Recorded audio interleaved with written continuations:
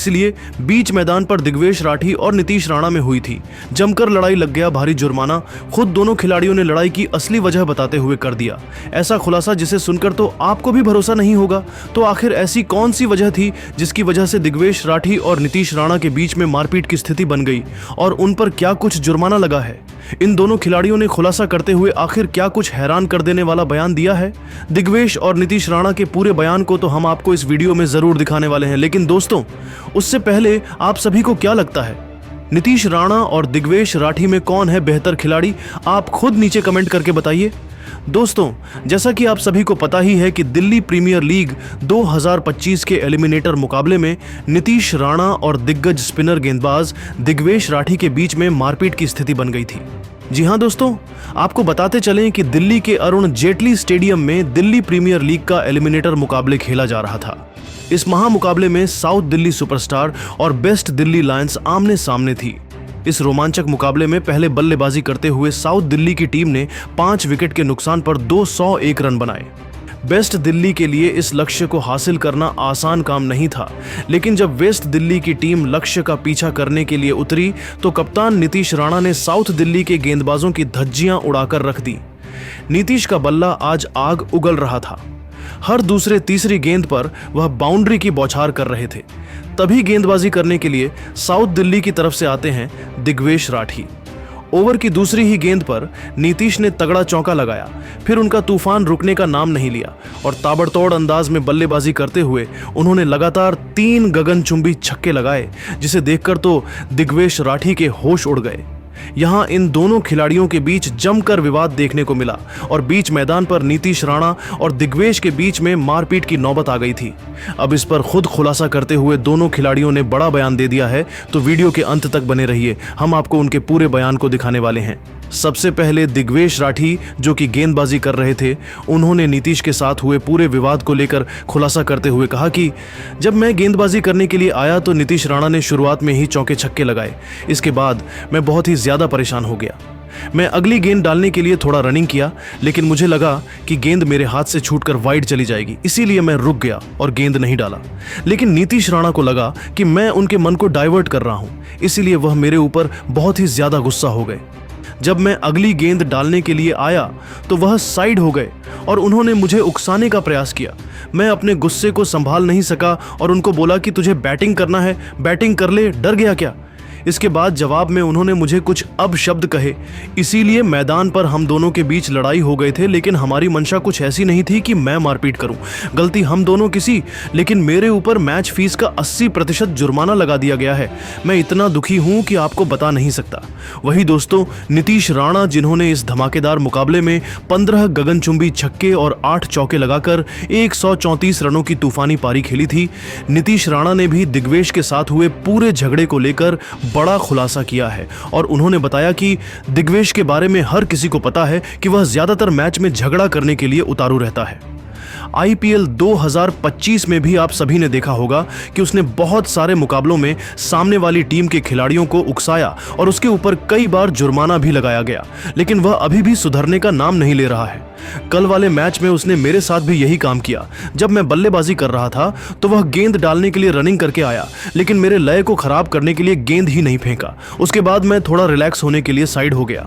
जब उसको लगा कि वह मेरे मन को डाइवर्ट नहीं कर पाएगा तो वह मेरे पास आया और ऐसा लगा कि वह झगड़ा करने के मूड में है। इस मामले में पूरी गलती दिग्वेश की ही थी, लेकिन मेरे ऊपर भी मैच फीस का 50% जुर्माना लगा दिया गया है। तो दोस्तों देखा आपने कैसे नीतीश राणा और दिग्वेश राठी दोनों खिलाड़ियों ने खुद खुलासा कर दिया है कि आखिर उन दोनों के बीच में क्यों लड़ाई हुई थी। लेकिन दोस्तों अब आपको क्या लगता है, इस पूरे मामले में किसकी गलती थी, दिग्वेश की या फिर नीतीश राणा की? आप अपनी राय नीचे कमेंट करके बताइए। नमस्ते दोस्तों, आज हम बात करने वाले हैं भारत और ऑस्ट्रेलिया के बीच खेले जा रहे पहले वनडे मैच के बारे में, जिसमें डेब्यू करते हुए वैभव सूर्यवंशी का बल्ला आग उगल रहा है। वहीं रोहित शर्मा ने भी हिटमैन वाला असली अंदाज दिखा दिया है।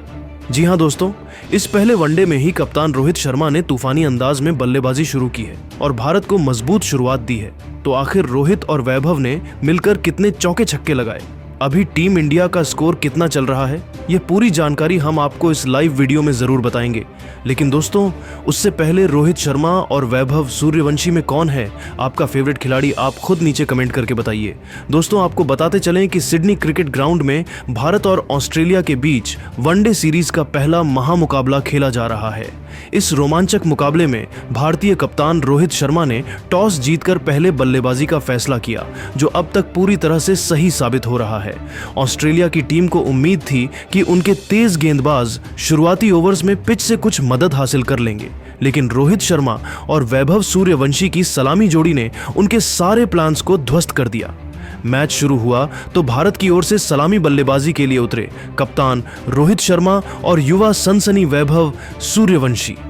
रोहित ने आते ही अपने आक्रामक अंदाज में बल्लेबाजी शुरू की और पहले ही ओवर में जेवियर बार्टलेट की गेंद पर शानदार चौका जड़कर भारत का खाता खोला। इसके बाद तो दोनों बल्लेबाजों ने रुकने का नाम ही नहीं लिया। रोहित शर्मा का बल्ला आज आग उगल रहा था। ऐसा लग रहा था मानो वह ऑस्ट्रेलियाई गेंदबाजों से कोई पुराना हिसाब चुकता कर रहे हों। हर दूसरे तीसरे ओवर में चौके छक्कों की बरसात हो रही थी।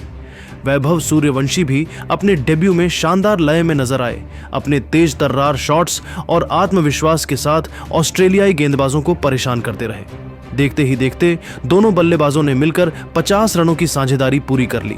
रोहित ने सी नेबॉट के एक ओवर में लगातार 2 चौके जड़कर सिडनी में बैठे भारतीय फैंस को झूमने पर मजबूर कर दिया। दूसरी ओर वैभव ने भी एडम जंपा की फिरकी को बखूबी खेला और सिंगल्स डबल्स के साथ स्कोर को तेजी से आगे बढ़ाया। 23 ओवर्स के खेल के बाद भारतीय टीम का स्कोर बिना किसी नुकसान के 175 रनों के पार पहुंच चुका है।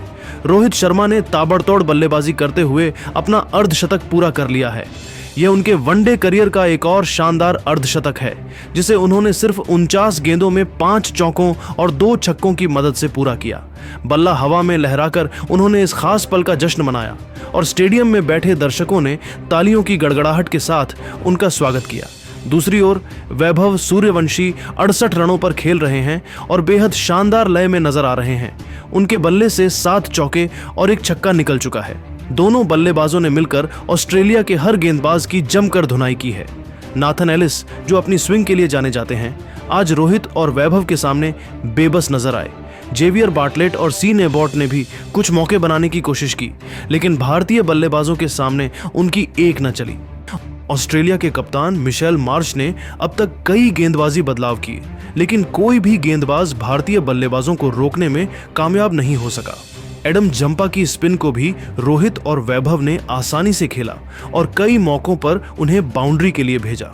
22वें ओवर में रोहित ने कूपर कोनोली की गेंद पर एक शानदार छक्का जड़ा, जिसे देखकर सिडनी क्रिकेट ग्राउंड में बैठा हर फैन झूम उठा।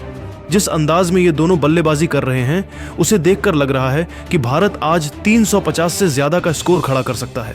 दोस्तों, आपको बताते चलें कि इस लाइव वीडियो के बनाए जाने तक भारतीय टीम का स्कोर बिना किसी विकेट के नुकसान के 175 रनों के पार पहुंच चुका है।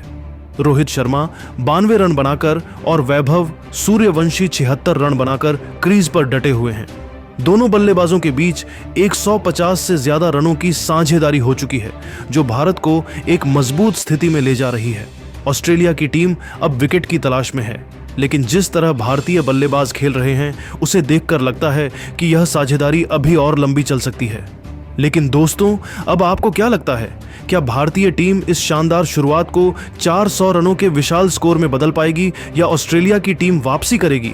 आप अपनी राय नीचे कमेंट करके जरूर बताइए। शुभमन के इंजर्ड होने से रातों रात श्रेयस अय्यर की हुई टीम इंडिया में धमाकेदार वापसी तो खुशी से झूम उठे अय्यर, लेकिन इसके बाद उन्होंने अपनी वापसी होने पर कुछ ऐसा बयान दे दिया है जिसे सुनकर तो आपको भी भरोसा नहीं होगा।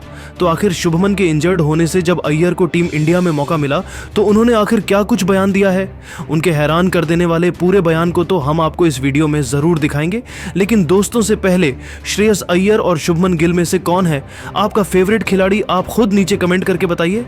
दोस्तों, आपको बता दें कि कुछ दिनों पहले जब एशिया कप 2025 के लिए भारतीय टीम का ऐलान किया गया था, तब शुभमन गिल को न सिर्फ स्क्वाड में शामिल किया गया था, बल्कि उन्हें वाइस कैप्टन की जिम्मेदारी भी सौंपी गई थी। हालांकि कई क्रिकेट विशेषज्ञों और फैंस का मानना था कि शुभमन गिल की जगह स्क्वाड में पूरी तरह से फिट नहीं थी। इसके बावजूद टीम इंडिया के सिलेक्टर्स और कोच गौतम गंभीर ने श्रेयस अय्यर और यशस्वी जायसवाल जैसे टैलेंटेड खिलाड़ियों को बाहर कर शुभमन गिल को मौका दिया था। लेकिन दोस्तों, खबर आई है कि शुभमन गिल के दाएं हाथ में गंभीर चोट लगी है और उनकी जगह पर टीम इंडिया के विस्फोटक बल्लेबाजी श्रेयस अय्यर की टीम में वापसी हो गई है।